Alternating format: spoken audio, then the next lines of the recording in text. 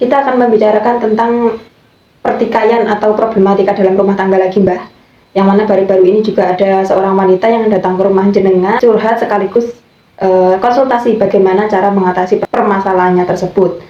Sehingga Mbah singkat cerita saja bahwa wanita ini juga memiliki permasalahan dengan suaminya, yang mana pihak wanita ingin mengajukan gugatan perceraian ke pengadilan. Setelah daftar pengajuan gugatan, ternyata dari pihak pengadilan pun juga menginginkan alasan yang kuat kenapa kok bercerai. Ya. Wanita ini mengatakan bahwa pernah terjadi pertengkaran antara wanita dan laki-laki atau suaminya tersebut, karena memang pihak wanita ini kulitnya putih, sehingga kalau misalkan tergores atau dipegang suaminya yang terlalu kuat itu pun tangannya sudah biru-biru, Mbak.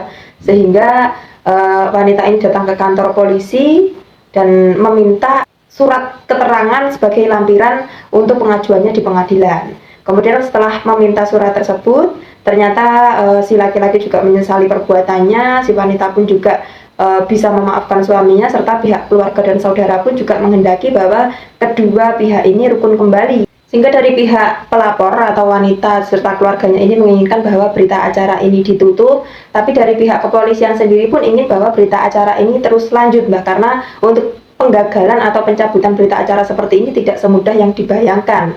Setelah melalui proses panjang, Mbak, ternyata berputar-putar bahwasanya intinya kembali lagi ke uang, meskipun dari pihak polisi ini tidak mengatakan minta biaya sekian untuk pencabutan, tapi dari sekian apa yang disampaikan mengandung makna bahwa mereka ini meminta uang sebesar 5 juta. Sedangkan dari pihak pelapor ini pun juga dari keluarga yang tidak punya, Mbak, jangankan 5 juta, mencari 100.000 saja susah gitu loh. Jadi ini kalau pandangan jenengan bagaimana, Mbak, untuk kasus-kasus seperti ini? Jadi dari pihak keluarga sudah rukun dan ingin diberhentikan permasalahannya, ternyata dari pihak kepolisian tertentu pun juga malah mempersulit gitu kalau menurut saya. Banyak yang mengatakan bahwa kepolisian sudah tercoreng di Indonesia. Tapi bagi saya, bahwa kepolisian tetap baik sekali, atau dapat dikatakan kepolisian adalah pengayom masyarakat, dan kepolisian dibutuhkan negara, kepolisian dibutuhkan masyarakat. Adapun ada kejahatan, ataupun ada kesalahan dan pelanggaran, itu oknum saja, oknum polisi saja. Sehingga kita sebagai masyarakat bawahan, kita harus bisa membedakan, memilah dan memilih. Tidak semua polisi jahat. Sehingga hanya polisi-polisi tertentu yang mereka menggunakan kekuasaannya untuk memperoleh keuangan agar keluarganya bisa mapan dan tercukupi. Sehingga disinilah letaknya bahwa kita harus bisa mengoreksi atau kita berbenah diri bahwa apabila kita dipilih sebagai aparat negara, kita harus benar-benar menjalani dharma tugas oleh pemerintah. Ya, jangan sampai menyalahgunakan. Kita akan mengurus apa yang diaturkan oleh Mbak Lu tadi, bahwa ada seseorang keluarga yang mereka sering bertengkar karena ekonomi yang lemah, sehingga satu-satunya permasalahan keluarga kebanyakan hanya ekonomi yang menjadikan setiap hari bertengkar. Makanya di dalam rumah tangga pentingnya pengertian, artinya benar saling menghormati, saling menyadari sabar dan tawakal. Karena tanpa sabar dan tawakal maka sebenar-benar mereka bertengkar, Disinilah letaknya apabila kita berumah tangga selalu bertengkar, maka kita menggarisbawahi apabila kita bertengkar, apabila kita punya masalah, boro-boro kita jangan sampai mudah kita melaporkan hal kita ini ke ranah hukum. Karena apabila melangkah yang lebih jauh melaporkan ke ranah hukum, yang ditakuti apabila kita melaporkan yang ternyata kita masih mencintai suaminya atau kita masih mencintai istrinya. Sehingga di dalam kita emosi, di dalam kita marah, kita murka, kita lupa segalanya. Namun setelah berangsur-angsur lama, mereka akan menyesali perbuatannya. Seperti halnya kisah ini, setelah mereka bertengkar, sebenarnya pertengkaran ini tidak berujung misalkan ya pukul-memukul, atau mereka kena baku hantam, atau mereka kena benda tajam, tidak. Mereka hanya bertongkok-tongkokan, hanya berdorong-dorongan, dan memegang tangannya hanya biru saja. Namun di dalam mereka mengajukan gugatan, mereka memang butuh surat kuat agar si perempuan itu segera dipermudah untuk menjalani perceraian atau gugatan.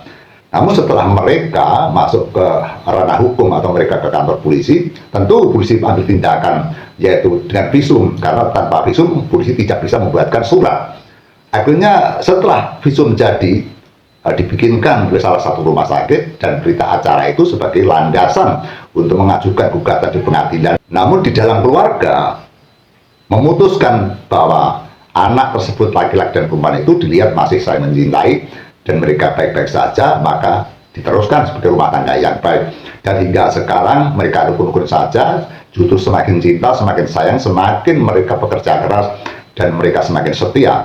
Dengan adanya keharmonisan itulah maka gugatan itu dibatalkan, kemudian berita acara di kepolisian juga dicabut atau dibatalkan. Yang ternyata apabila dibatalkan dan dicabut berita acara itu tidak mudah, sehingga mereka sering ditelepon, mereka sering dihubungi, yang intinya tentang pencabutan berita acara ada hal-hal yang perlu dibicarakan, hingga mereka datang di kantor polisi dan mereka berdebat, ujung-ujungnya mereka lari-larinya ya cuma tentang keuangan. Mereka memang tidak minta sebatas uang sekian, namun garis-garis yang dinilai oleh oknum tertentu sekitar 5 juta yang harus dipersiapkan.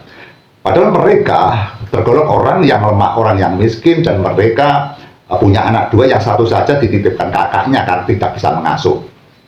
Dengan inilah apabila kita sebagai masyarakat bawah, masyarakat kecil, yang mana kita punya masalah, terus kemudian sebagai aparat pemerintahan, baik lembaga pengadilan, baik itu kepolisian, baik lembaga kecil RT sampai kepala desa, tentu mereka-mereka yang diwajibkan sebagai pelindung masyarakat hendaknya untuk menenteramkan.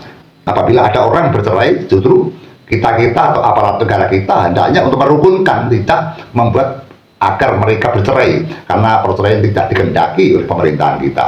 Makanya di dalam tahun-tahun 2025 ini perceraian semakin dipersulit agar mereka tidak mudah mengajukan gugatan cerai. Sebagai masyarakat kecil menyimak dengan kasus-kasus seperti ini, kita kasihan sekali.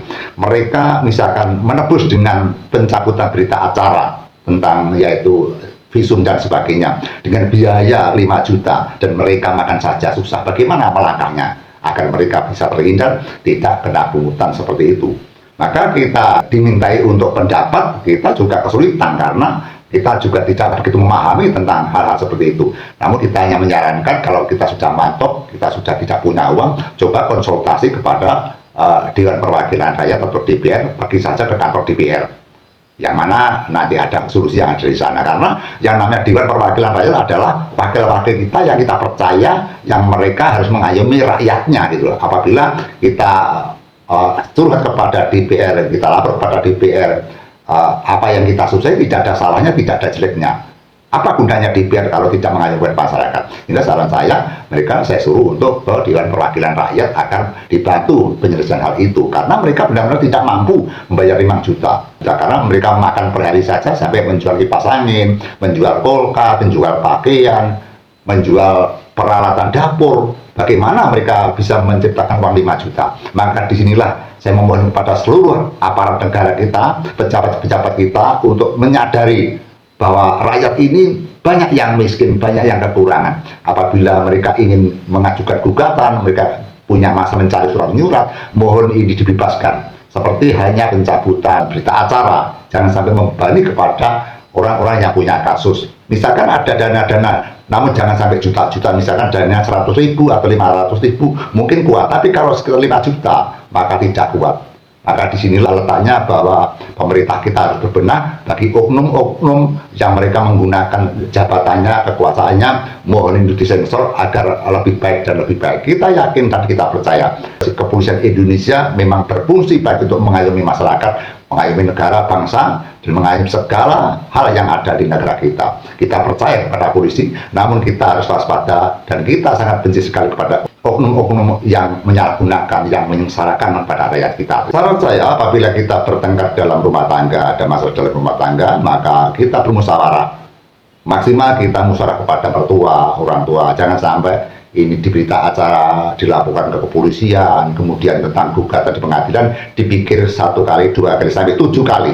Kalau mereka atau kalian kan sudah memutuskan yang satu titik, satu fokus, satu kesimpulan, silakan. Namun jangan sampai masih bertengkar 1 kali, 2 kali, sudah mereka kemudian lapor polisi, mereka kemudian ke pengadilan, akhirnya mereka menyesal, mereka menggagalkan berita acara, mereka menggagalkan gugatan di pengadilan, justru itu membuat repot para pejabat-pejabat kita. Terima kasih.